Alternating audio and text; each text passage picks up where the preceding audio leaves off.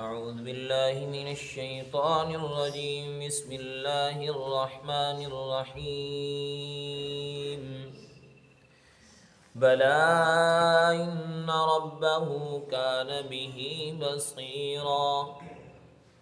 فلا أقسم بالشفق والليل وما وسق والقمر إذا اتسق لتركبن طبقا عن طبق فما لهم لا يؤمنون وإذا قرئ عليهم القرآن لا يسجدون بل الذين كفروا يكذبون والله أعلم بما يوعون فبشرهم بعذاب أليم إلا الذين آمنوا وعملوا الصالحات لهم أجر غير ممنون. صدق اللہ العظیم.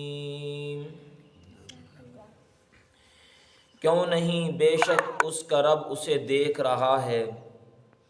بس میں قسم کھاتا ہوں شام کی سرخی کی، اور قسم کھاتا ہوں رات کی اور ان چیزوں کی جن کو وہ سمیٹ لیتی ہے، اور قسم کھاتا ہوں چاند کی جب وہ سمٹ جاتا ہے. البتہ ضرور تم سیڑھی پر سیڑھی چڑھنے والے ہو، پس کیا ہے ان کے لیے کہ وہ ایمان نہیں لاتے، اور جب ان کے سامنے قرآن پڑھا جاتا ہے تو وہ سجدہ نہیں کرتے، بلکہ وہ لوگ جنہوں نے کفر کیا وہ تو جھٹلاتے ہیں، اور اللہ جانتا ہے جو وہ بھر رہے ہیں. پس ان کو خوشخبری سنا دیجئے دردناک عذاب کی، مگر وہ لوگ جو ایمان لائے اور نیک اعمال کیا، اور ان کے لیے اجر ہے جو کہ غیر ممنون ہے. اللہ رب العزت نے اس سورۃ الانشقاق کی آخری آیات میں چند باتوں کی قسم کھائی ہے، چند چیزوں کی قسم کھائی ہے، اور قسم کھا کر اللہ رب العزت نے جو پچھلا مضمون تھا جس میں انسان کو خطاب کیا، یا ایھا الانسان انک کادح الی ربک کدحا فملاقیہ، کہ اے انسان بے شک تو جو کچھ اپنی محنت کر رہا ہے، لہذا اس ساری محنت کے باوجود، صحیح محنت ہے یا غلط محنت ہے، اس ساری محنت کے باوجود انجام تیرا اللہ کے پاس پیشی ہے، آخرت ہے، موت ہے. تو اللہ نے اسی مضمون کو پورا کرتے ہوئے ارشاد فرمایا کہ فلا اقسم بالشفق، میں قسم کھاتا ہوں شام کی سرخی کی. شام کی سرخی سے مراد جس وقت سورج غروب ہو رہا ہوتا ہے، اس وقت مغرب کی جانب ایک کنارے کے اندر سرخی نظر آتی ہے. لہٰذا یہ سرخی بتا رہی ہے کہ اے انسان، تو نے جو دن کے اندر کیا، اچھا کیا یا برا کیا، اب رات آنے والی ہے، تیری زندگی میں تبدیلی آنے والی ہے. جیسی رات شروع ہوتی ہے، ہر چیز کی زندگی کے اندر تبدیلی آ جاتی ہے. وہ انسان ہے، وہ جانور ہے، وہ چرند پرند ہے. جیسا کہ اگلی قسم اللہ نے فرمائی کہ واللیل، میں قسم کھاتا ہوں رات کی، وما وسق، اور ان چیزوں کی جو رات میں سمٹ جاتی ہیں.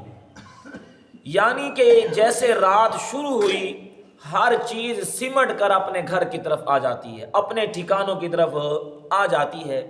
انسان بھی اپنے ٹھکانوں پر آ جاتے ہیں، جانور بھی اپنے ٹھکانوں پر آتے ہیں، زمین کے کیڑے مکوڑے بھی اپنے ٹھکانوں پر آ جاتے ہیں، اور حتیٰ کہ وہ چیزیں جن کو انسان بکھیر کر دن میں رکھتا ہے، ان کو بھی سمیٹ کر ٹھکانوں پہ رکھا جاتا ہے. ایک تبدیلی آ گئی ہے. والقمر اذا اتسق، فرمایا کہ اور اللہ نے قسم اٹھائی چاند کی، جس وقت یہ چاند اپنی روشنی کو پورا کر لیتا ہے. جب پہلی کا چاند ہوتا ہے تو بالکل کمان کی شکل میں باریک ہوتا ہے، پھر بڑھتا رہتا ہے، 14ویں کی رات کو جا کر چاند پورا ہو جاتا ہے، اپنی روشنی کو پورا کر لیتا ہے. گویا کہ چاند کے اندر بھی تبدیلی آ گئی.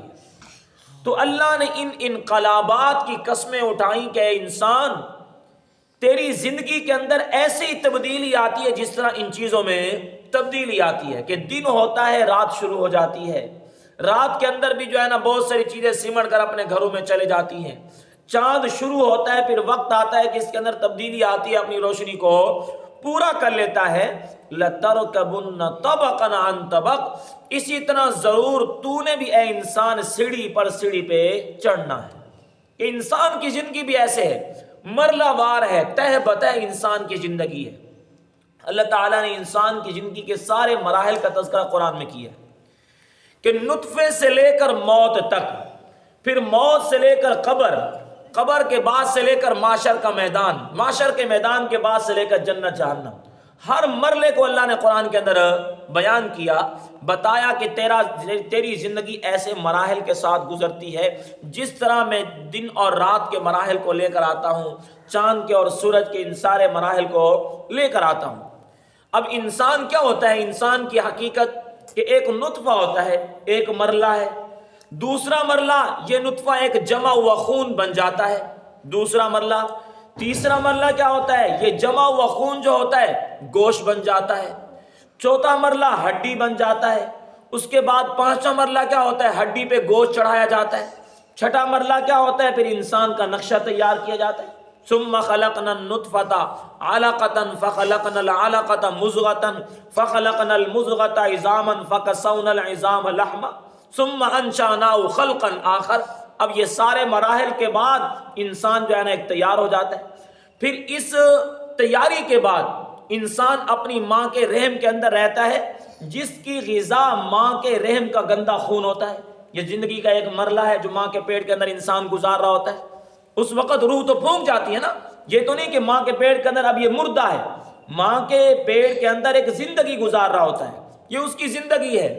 لہٰذا ماں کے پیٹ سے نکلنے کے بعد پھر اس کی زندگی کا دوسرا مرحلہ شروع ہوتا ہے ایک دنیا کی زندگی کا، پھر اس کا بچپن ہوتا ہے جیسا کہ اللہ نے قرآن میں بھی ذکر کیا کہ اللہ الذی خلقکم من ضعف، اے انسان ہم نے تمہیں پیدا کیا ایک کمزوری پر۔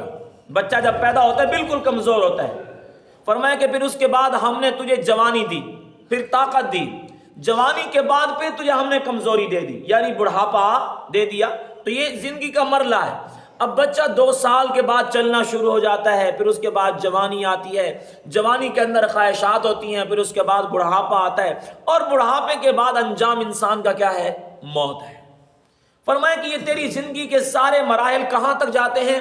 موت، اور موت کے بعد انسان کی قبر ہے، قبر کے بعد انسان کا معاشر کا میدان ہے۔ تو اللہ نے انسان کو بتایا کہ اے انسان یہ تیری زندگی کے سارے مراحل در حقیقت تجھے یہ بتانا چاہتے ہیں کہ اے انسان تیرے پاس کچھ نہیں، تو کچھ نہیں کر سکتا، سب کچھ کون کرتا ہے؟ اللہ کرتا ہے، اور تیرے لیے انجام کے لحاظ سے تیری آخرت ہے، دنیا تیرے لیے انجام کے لحاظ سے نہیں ہے۔ اس لیے حضور علیہ السلام نے بھی ارشاد فرمایا کن فی الدنیا کأنک غریب او عابری سبیل، فرمایا کہ دنیا کے اندر تم ایسے رہو جیسے ایک راہ گزر ہوتا ہے، جیسے ایک مسافر ہوتا ہے، راستے کے اوپر چل رہا ہے، اس نے راستے کے اندر تھوڑا سا پانی پینے کے لیے، سانس لینے کے لیے کسی سایہ دار درخت کے نیچے بیٹھنا ہے، تھوڑی دیر کے لیے 5 10 15 منٹ کے لیے پانی پینے کے بعد پھر چل پڑنا ہے۔ فرمایا کہ جس طرح راہ گزر تھوڑی دیر کے لیے بیٹھا ہے نا، تمہاری زندگی بھی ایسے ہے، دنیا کی زندگی چاہے وہ 60 سال کی ہو، وہ 70 سال کی ہو، وہ 100 سال کی ہو، ایک راہ گزر کے تھوڑی دیر سانس لینے کے برابر تمہاری زندگی ہے، اور انجام کے لحاظ سے تمہاری منزل ہے۔ جس طرح مسافر جا کر اپنی منزل پہ ٹھکانہ لیتا ہے، اسی طرح تم ساری زندگی گزارنے کے بعد تم نے اپنی منزل پہ ٹھکانہ لیا۔ لہٰذا انسان کو اللہ نے خطاب کیا کہ فما لهم لا یؤمنون، کیا ہوا اس کے باوجود بھی لوگ ایمان نہیں لاتے؟ سارے مراحل گزارے، اللہ نے بتایا یہ سارے مراحل میرے حکم سے گزرے، اس کے باوجود لوگ اللہ پر ایمان نہیں لائے۔ وَإِذَا قُرِئَ عَلَيْهِمُ الْقُرْآنُ لَا يَسْجُدُونَ، اور جب ان لوگوں کے سامنے قرآن پڑھا جاتا ہے، لا یسجدون، یہ سجدہ بھی نہیں کرتے، اللہ کو سجدہ نہیں کرتے۔ اللہ کی کتاب قرآن تو ایسی کتاب ہے جو دلوں کے اوپر اثر کرنے والی ہے۔ اس سجدے سے مراد اللہ کے سامنے جھکنا، عاجزی، انکساری، فرما برداری ہے کہ جب انسان قرآن کو پڑھے، قرآن کو سنے تو مطلب یہ ہے کہ انسان پھر اللہ کے سامنے جھکے، انسان اللہ کی فرما برداری کرے۔ اللہ کہتے ہیں انسانوں کو کیا ہو گیا، نہ ایمان لاتے ہیں، نہ جھکتے ہیں، نہ فرما برداری کرتے ہیں۔ اور یہ آیت سجدہ ہے جو میں نے آپ کے سامنے تلاوت کی، آپ نے اس کے بعد سجدہ کرنا ہے۔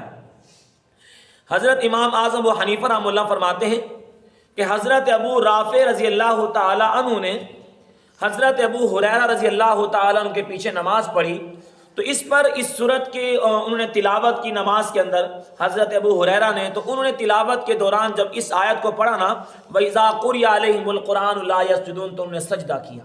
نماز کے بعد حضرت ابو رافع رضی اللہ عنہ نے پوچھا، اے ابو ہریرہ آپ نے یہاں پر سجدہ کیوں کیا ہے؟